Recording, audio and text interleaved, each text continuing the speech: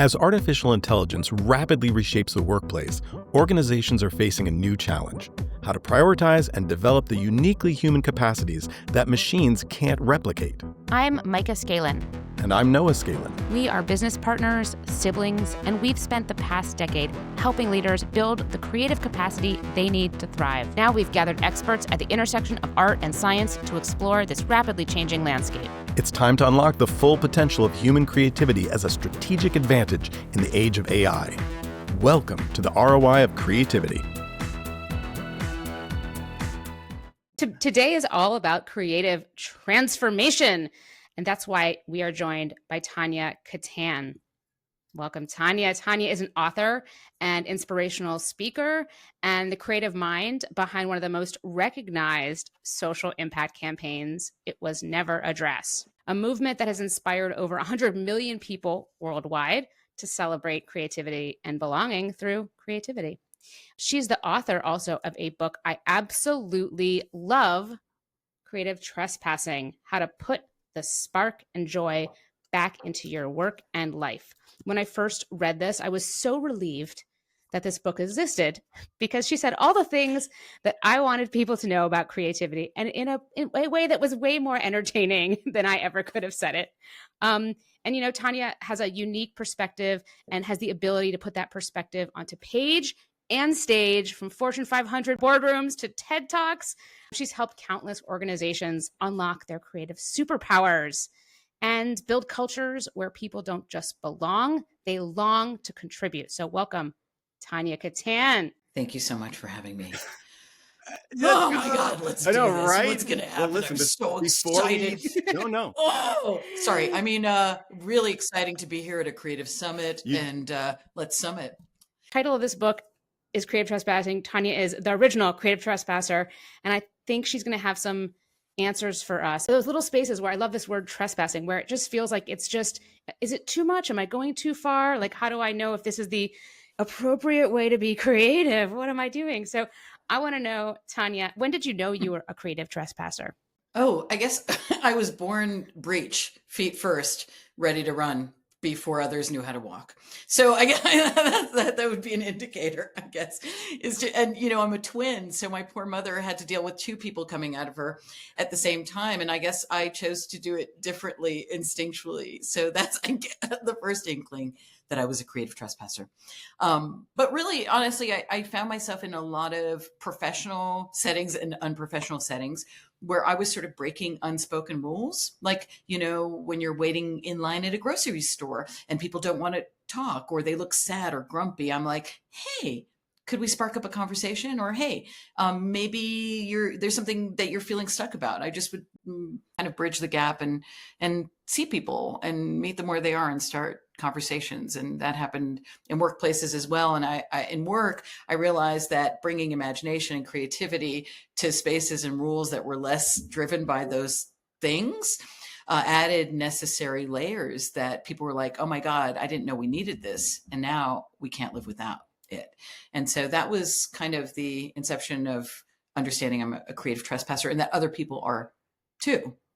As you know, God, brother and sister team, my brother and I would just, I don't know what we would do, but we wouldn't last this long. You already kind of started to bridge that gap between just creativity and how you live your life. And it goes well beyond making art, though you are an artist, and your book includes so many wonderful references to artists. Another reason why it really resonated with me was that deep connection to the arts, but you right away talk about how you're using your creativity to connect with other people in those situations.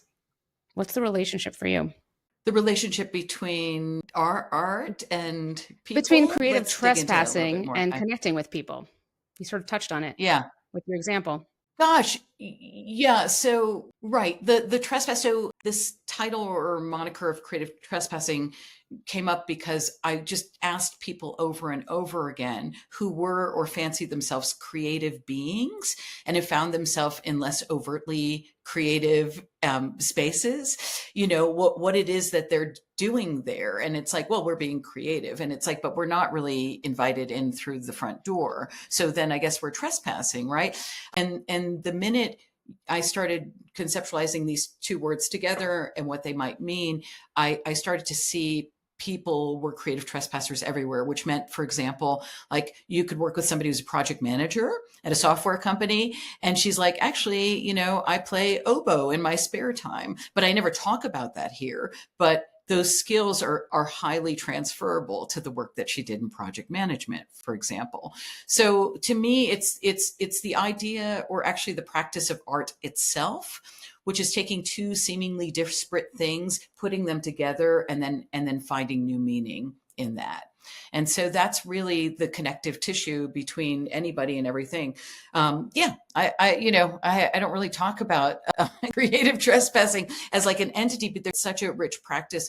And I believe that we're all born to do that, which is to say, we're all born with the ability to have infinite ideas and solutions to any problem, obstacle, or situation. It's just that over time and well-meaning teachers and maybe shitty parents, that's kind of like taken away from us. And so really creative trespassing is the idea of how do we reconnect with what we were born to do and to be, which is to be creative human beings, to solve infinite problems, to find connections where other people see obstacles. And like, so great. You said so many things in such a succinct way. Thank you for digging into those words, because your language is so good. And this book is so well written because you are a gifted writer. It's something that you spent a lot of time developing. And that's really apparent in this book, right? You didn't go through like a formula and fill in the blanks and make like a good enough book. Like the writing is very good here. So I want to like let everybody know that, because Tania is really a writer. And so that language, creative trespassing, even when you just said it now to me, where you said, we came into the back door, where we're not supposed to be, it even makes me think, but then you said everyone is creative. Like it really makes me think of that imposter syndrome situation, right? Mm-hmm. It's almost like we feel we're trespassing where we're not supposed to be because the structure is telling us that, right? But so many of these stories are about you being like an odd bird in these situations, but then being exactly where you were supposed to be. Well, yeah. And, Micah, well, first of all, thank you so much for understanding that I'm a writer first. That makes me really happy, because when considering writing a how-to book, it really is a memoir hidden as a business book, disguised as a, like the storytelling is really seminal and foundational for me. And it's a way in which I see people. And even though we're not in the same room and space when they're reading the book, I'm talking with and to them. So all of that to say, God, I don't know what to say about all this. It's interesting because it starts out being like we feel that we are trespassing, right? As we identify creative, we end up in some of these situations where it's other people looking at you like, that's interesting, or that's different. You're like, oh, I'm trespassing, or I'm not doing what I'm supposed to be doing. But then again, you tell these stories over and over that sort of redefine what that is. And because you end up being where you're supposed to be, even though it was weird for you to be there at first, right? Yeah. And I would say that, anybody that any of us human beings admire or champion or are inspired by didn't follow the rules and ended up just acknowledging that they were an outlier. And that's really the only difference, kind of using their voice to say, oh, my voice matters. And it matters for me to use it at this time. And so I would say, really, like, there's no software, films, anything made for or about people who are perfect in some way. Nothing exists because of perfection. It's all sort of the opposite. And the people that we admire and champion are those who are flawed and actually double down on it and say something about it, or write something about it, or make some art about it. So to me, that's where we're all creative trespassers. It's just admitting that. And once we admit that, that like our flaws and our scars and what makes us different is what makes us wonderful, then all of these sort of boundaries and rules and borders kind of slip or dissolve away, and we get to the essence of what connects us. Yeah, isn't it interesting that you were talking about that imperfection? Because we talk about it in our work, like letting go of perfectionism, and especially, but in that business world, it's so prized to be perfectionist, right? And so it's interesting to be like, that no one we celebrate is a perfectionist. In fact, we like all the imperfections and all the oddballs and all that weird. And yet it is the most sort of thing that we encounter the most in those settings is a lot of type A people who are very good at what they do and have been doing it that way for a long time. And they're excellent at keeping in that structure and order. And then they're very frustrated when they're given a task that's to be innovative and do different things. Totally. You know what? I swear, I forget that we we're like the only people who do the weird shizit that we do. Like in some ways, like it's like we go undercover, but looking like normal typical human being through the front door of like a Fortune 500 company and pretend we're just one of them, only different. I know. They're like, those glasses, dead giveaway.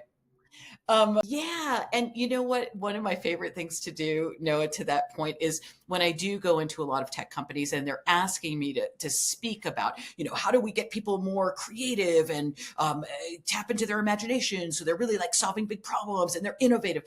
I'll go and I'll look at the language on their website or sometimes the vinyl lettering on their walls that say things like innovation or like imagination or what would you do if you couldn't fail? And then I'll say, okay, so how many experiments have you done this quarter? Right. And so to me, a really part of our job as creative trespassers, as human beings, is to make the connection between what's writ large and the on the ground realities and find out what's missing, because people are on the ground who are slogging away and doing the hard work. If they knew they could actually be playful and have fun, and that would actually could be measured in some way, let me tell you, your retention would go up, your revenue would go up, your recruitment, all the things that you champion as a big corporate entity would go up, and people have a hell of a lot of fun doing it. So that's where I like to start when I enter those spaces, or, the thing like diversity. And then I'm like, my big joke is, I was speaking at a CIO summit and there were 500 people, 496 men and 4 women, but everybody wearing a suit in varying degrees of gray to black. And I started off my talk and I'm like, hey, are there any thespians here? Knowing there would be no theater people. And there was like some weird rumbling. And I'm like, great, any lesbians? And then it was like, what is going on? And really, the joke isn't about lesbianism or thespianism. The joke is like, who's in the room, who's not in the room, who matters. And once that settles in, everybody's in on it. It becomes sort of this mild movement of like, oh, I see something differently than when I entered this space to begin with. And speaking of seeing differently, I have to bring up I Was Never a Dress campaign, because this thing is. Ooh, I thank you for showing it. Good. I wanted people to recognize this, because this is a great example of the power of that creative transformation. And you developed it with a tech client over maybe a decade ago, I think, and it never went away. It's an image I see coming up online this year. I saw it, and I've seen people reference it. I think some folks in this group, when I told them you were the person that did that, were like, what? So also because a lot of these, like an image like that, people often don't even know originated from someone. It just sort of lives in meme land. So yeah, what makes it so powerful? Why did it stick around for 10 years? Well, God, it is super powerful. You know what makes it powerful? When you come up with an idea and you're like, I think this is good and I'm pretty smart. And then other people are like, no, it's really good. And you're smarter than you think. So the whole thing, I was working for a tech company. It was 2016 and 15. And we were trying to solve the problem of a lack of women and diversity. That was your assignment, to solve that problem? That was my assignment. I was like, but for real, like I was month 2 on the job. I had been poached from curating wild events at a contemporary art museum. And the company's like, yeah, we think you'd be really good at being an evangelist. And I'm like, a religious zealot. Yes. And they're like, no. It's kind of like you tell stories and basically it's sales, right? And so anyway, we're hosting a summit for women in technology. And my boss is like, come up with a big idea. And I'm like, yeah, sure. I don't know anything about technology. And I didn't even know what our technology really was. But then I was thinking about the problem is if we don't even see women to begin with, if we don't see women as a viable, valuable part of the population, then how are we going to invite women into any situation, any space, right? So first we have to see them. That was, to me, the problem we needed to solve. And so I just started thinking about symbology and representations of women and blah, blah. And at some point I was just kind of doodling and came up with the women's bathroom symbol. And I'm like, that lady's everywhere. She's everywhere in the world. She gets around. And so with that, I just was looking at the shape of her dress. Yes, it's an A-line dress, blah, blah, blah. But then I couldn't shake that maybe she was wearing something under the dress and maybe that was a cape and blah, blah, blah. So I took a pen, printed out the vector, and with like maybe 4 lines, it was like it revealed herself, and it was as if we had been looking at her back this whole time, when in front she was wearing a cape. And that's really powerful, because what it did, it shifted my perception of what I thought was reality, of what I thought was a symbol of the mundane. And it flipped it around and said, no, it's a symbol of the extraordinary. And if we can see women as superheroes, and not superheroes with a capital S, like all of the superhero powers that people express, like those, sometimes being a superhero of the everyday means just waking up and getting out of bed when it's a really hard day, when you're a single mom or you're grieving or whatever, right? So to me, when I saw that shift in my perception, I was like, I think there's something here. And then I showed it to a colleague who's like, it was never addressed. And I'm like, that's it. And so we launched this campaign that sounds like big and Ogilvy of us. It was just like a card table and a summit and a hotel. And I gave a talk about gender equity.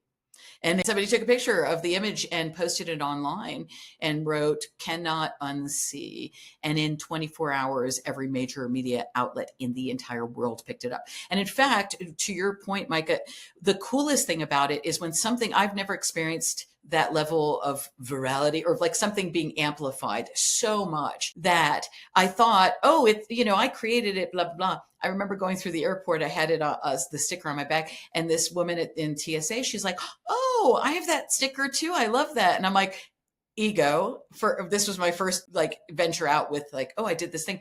And I'm like, oh, I did that. And she didn't hear it. And what I realized in that moment was, this is the most important thing about making something that's much bigger than you, is that everyone believes and has embraced it as their own. And that is like the chef's kiss of creativity for me, is knowing that something has become someone else's in their unique way. And I loved it. And yeah. So that was a really fun moment. And in fact, you're right. Every year, millions of people are like, it was never addressed. And so I think, don't quote me on this, or we're live, Shazam. I think I'm going to make a little book about it and publish a book called It Was Never Addressed, Believing is Seeing, or something like this, and maybe engaging people in everyday activities to see the world around them differently. Because before you even said so many things in that story, again, the transformation of a simple image, seeing it differently, not being able to unsee it, and then also being like, I did that, cool. But then realizing what's really valuable is that it was a change in perspective that you provided people, and earlier you said, oh, I can't draw, and we did this exercise, but that's very sophisticated visual creating and visual thinking that you did there. So I think that's also speaks to like developing these skills around drawing and visual arts, even if you are not an artist, because that capacity is within you, Well, let me show you my sophisticated drawing of the initial symbol. Hang on, can you see that? But for real, I can't draw. But and also to your point, that drawing or any medium shouldn't be a barrier to entry to figure out and play with a problem, or take a symbol and turn it upside down or inside out to discover something new. And we often use drawing as part of some of the exercises we do with our clients, and people are so daunted by drawing. I mean, it's terrifying to them, but it's also just a tool. And like, if you weren't able to even just draw the few lines that you needed to express this idea, you wouldn't be able to get it out. And so helping people understand that it's just another way to express yourself, and why have fewer crayons in your crayon box. Yes. Well, from your book, you talk a lot about how you yourself at a young age, and that you learned very young that being a creative person was obviously just who you were, but also that required really a redefining of success and failure. And there's a lot of stories about that.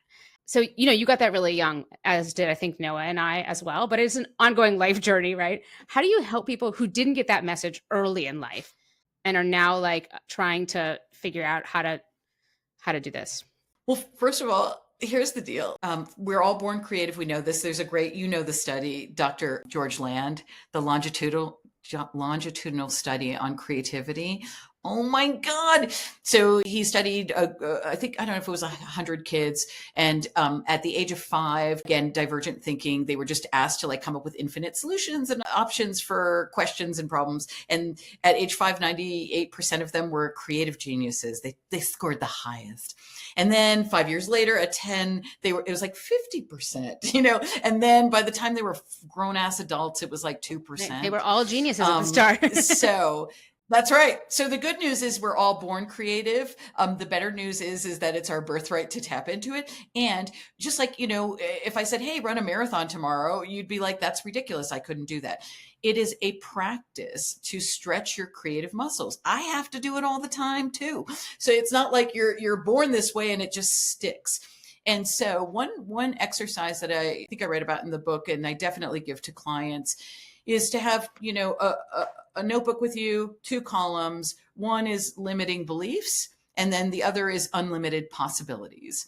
And so this is a way to kind of correct that mindset and get it back into your child creative genius. So a limiting belief might be, I'm not smart enough to come up with a good idea, or I'm too old to pretend I'm a writer, or I don't know. What are some of your it's usually a limiting belief starts with, I can't, I won't, I don't. So like for me, for example, one of my limiting beliefs has been, I don't belong here, because I found myself in so many situations where I'm like a lesbian or like creative or whatever the thing is. And so then I ask myself and others to go into the unlimited possibility column. And what's the positive opposite of I don't belong here? Then it's like, oh, I belong everywhere. Right. And so I've done this as a practice, and I've had people do it. And when you carry it around with you, you are gently nudged to rethink how these old narratives and beliefs that are no longer serving you and actually aren't even true. And so that's one way. It's to just like, let's get our mindset straight. Let's get it straight before we kind of move forward. And then there are lots of different sort of exercises and ways to keep the muscles speaking our language sharp. Really good. Thinking about that creative trespassing and like, I don't belong here. Wow. Like, it's interesting. It's one of those things that we all feel that way, actually, right? It's like, it's something that like isolates you, but then it's something that could actually really connect you, because most people feel that at some point that they don't belong, and they're, like I said, maybe they're hiding it, right? And that behind that suit, in that situation, right? All those CIOs, probably many of them, even though I look around, they all saw like a sea of similarity. Probably many of them felt they don't belong for some reason or another. Yeah. And also to that point, and in that moment, by me admitting something that typically has made me feel like I don't belong, to be claiming it in real time and space. I'm certain that everybody wearing a suit was like, underneath the suit, yeah, I make beer in my garage, or like, I like to do it all, or like, I'm a lesbian too. I'm just a man. Yeah, showing up with that as no longer a shameful thing or something you're hiding, but showing up with that and like celebrating it, that you're inviting other people to do the same. It's really amazing. And we find that all the time in the groups we talk to, because we talk to similar audiences, and I've been in front of CIOs as well.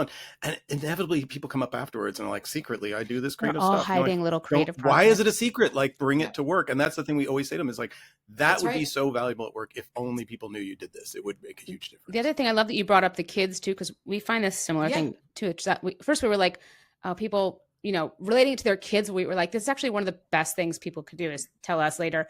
I took what you shared with me and I brought that activity to my kids, and we were like, you know what? That's awesome. That's like step one. That's a huge step that you brought this home into your personal life. That's even more powerful, actually. Like, I want you to bring this to work, but like that you brought it into your own personal space with your children is so powerful, because also people will tell us in those spaces very often, right? They don't feel creative, but their kid is so creative and they don't want their kid to lose it. Yeah, totally. Absolutely. Yeah. You just said something right before, in creative writing, they teach you something foundational, which is show, don't tell, right? Like when you're writing something, you're not like, I went to the coffee shop and I drank some hot coffee and it burned my tongue. You're like, I picked up the mug, it, dropped out, like pressed it against my lips, and then a blister started to form.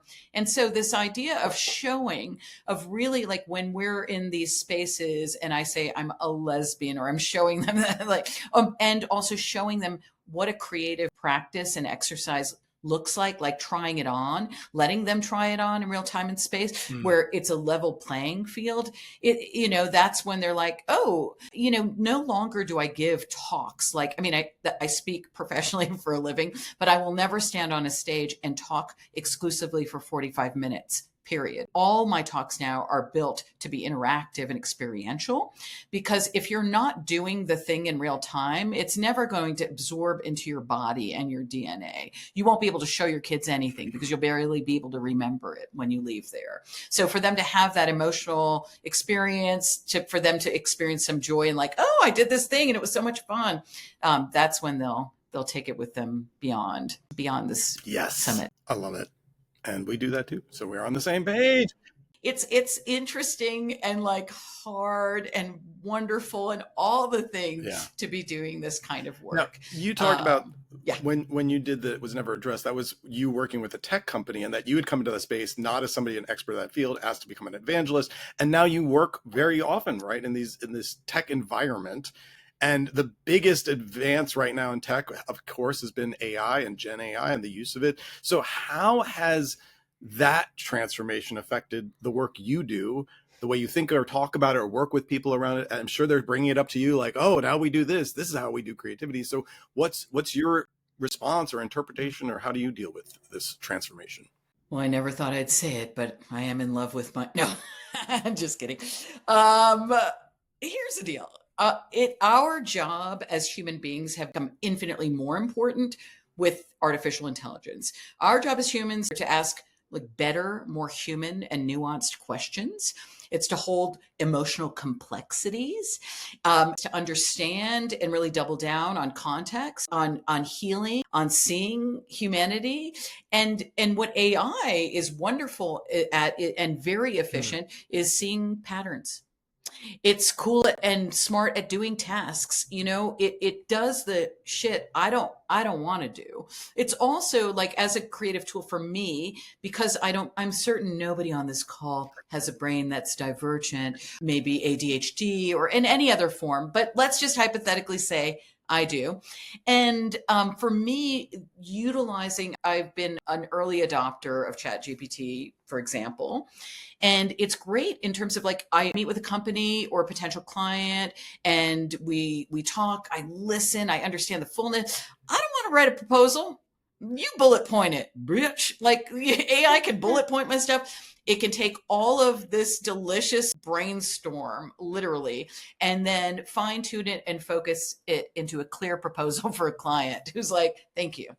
I like that. And I also like running ideas by it so I can realize how smart I am. And also we have to understand that like artificial intelligence is populated and fed by us. It doesn't exist. The content, the context, nothing exists without it. So that's why we need to be fuller human beings to feed it beyond a bologna sandwich. We have to feed it museums and artists who are unknown and ways in which we need to be healed and helped as humanity. We need to feed it that. And then it can help us amplify those ideas or those instincts that we have. What a refreshing take on that. Thank you. I'm curious, I mean, could you give me like a little high level of how you're thinking about it? Because it's true. It's sort of like it's interrupted and it can work in chorus. I think part of it is that people are overwhelmed because it's sort of been shoved into everybody's face. It's in every piece of software. You're being told in workplaces you have to use it.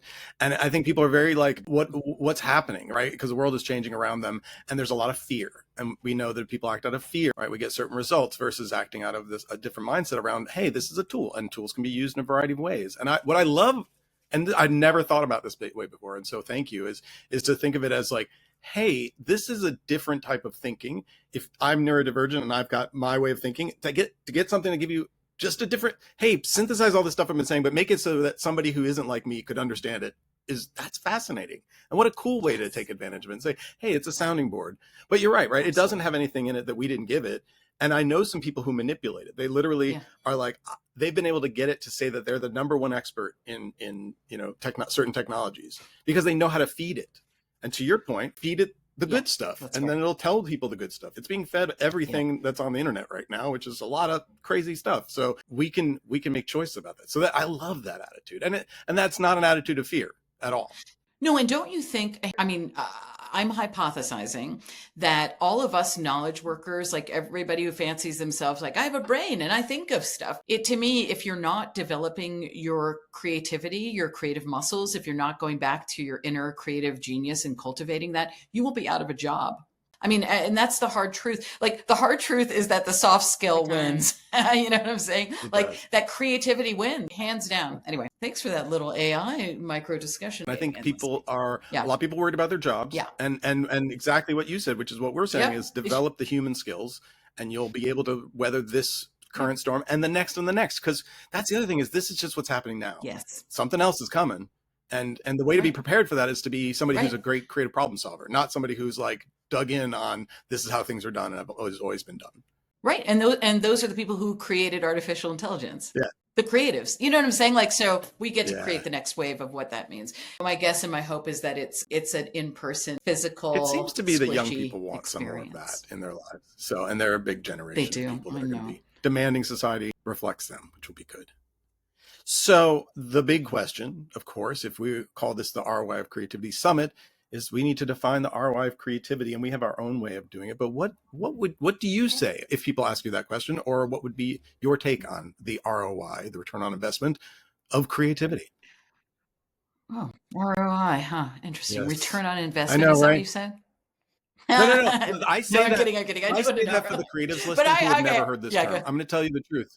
I never heard it before I got into this. Oh my God. Can I just, me either. And when somebody said, oh, you're working for a B2B company, I'm like, we don't rent out a small room in our home. Like, what do you, and I didn't know what business to business. I didn't know any of that shazam. I like to say return on imagination, not return on investment. Because I think that really, like, when I think about creative trespassing and how it transforms every space, place, and interaction, it shifts like have tos into what ifs. It shifts this idea of like, I have to do it this way, or I can't talk to the person in line, or I couldn't possibly introduce a fun exercise during an all hands meeting. And it's like, what if? What if I did that? Right? So it lowers the fake stakes on productivity and it raises the right stakes, which is you get a return on imagination when you actually say, what if? And then test it out and then have an experiment. That's how any innovation has been made throughout history and will continue to be made. So yeah, return on imagination. ROI. Oh, look at that. You've done the same thing you did before, which is you took this existing thing and you told us something different about it, right? The I wasn't for investment. It was for imagination all along. When I have low self-esteem, I'm going to come on this podcast and just ask you to talk to me. I want to connect it back to the AI thing. You said something about, what did you say? Like false productivity. What was the phrase you said? The fake stakes of productivity. Fake stakes. Yeah, that like there's something like the stakes, to me around that. That actually what this sort of current use of AI as a consumer tech kind of thing for productivity, like what that's revealing, right? And that's very interesting. Like I think that sort of relates to that. Like that the imagination becomes more important because the AI is revealing what kind of things it can do, which sort of means like the busy work that we're tasked with all the time. Like, oh, you can just throw that in ChatGPT. It does a good enough job, right? Spending a day on a proposal, you don't need to do anymore. Right. The ChatGPT will do a sufficient, if not better job at some of these things, right? So then you're like, oh, well, like, what do I do, right? So if someone has spent all of their time being like, this is the thing I'm good at because this is the thing that like, this is the level of productivity that's expected of me, then you're SOL, as they say. Right. Yeah, you're right on. I mean, this is what I've done as experiments in my own professional life and that I write about in the book, which is I did things differently, but I hit all of the goals, all the metrics for success within the roles.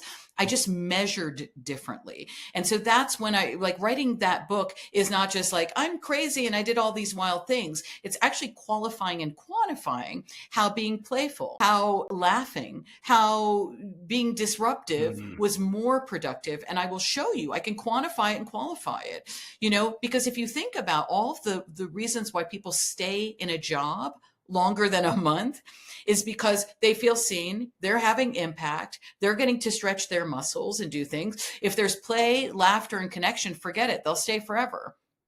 So measure differently. I encourage everybody who's in a situation where they're like, oh, see what the metrics are for success in your role, right? So one thing when I was working at this art museum where I was just being a nut job was like revenue, right? Revenue was a goal. Who among us doesn't have revenue as a goal? And, but how you get there, who cares, right? Like, I mean, as long as you're aligned with the mission and vision, all of that. But like, I created an online series back in 2011 where I showed how weird museums are behind the scenes. It brought people in. They paid money to come. Then when I created events, they paid money to attend the event. There's your revenue line, just for showing how wacky, weird, and wonderful it was to work in a museum. Often with creative stuff, we can't put a metric on it because that's limiting it, right? If it's invaluable, then unfortunately it ends up having no value often, right? I like that you don't have that fear of putting some kind of metric around it. And as we know, what people measure, you have to measure what matters, and understand what matters to other people, but you can do it differently. And I love that.